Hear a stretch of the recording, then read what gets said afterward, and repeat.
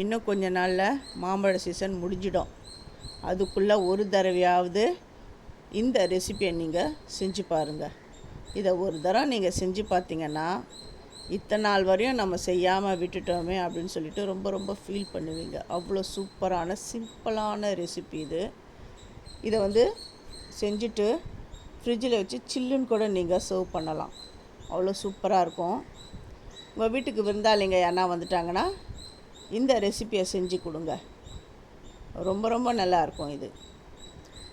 இந்த ரெசிபியுடைய full detail வேணும் அப்படின்றவங்க என்னுடைய சேது சித்ரா கிச்சனில் போய் பாருங்கள்.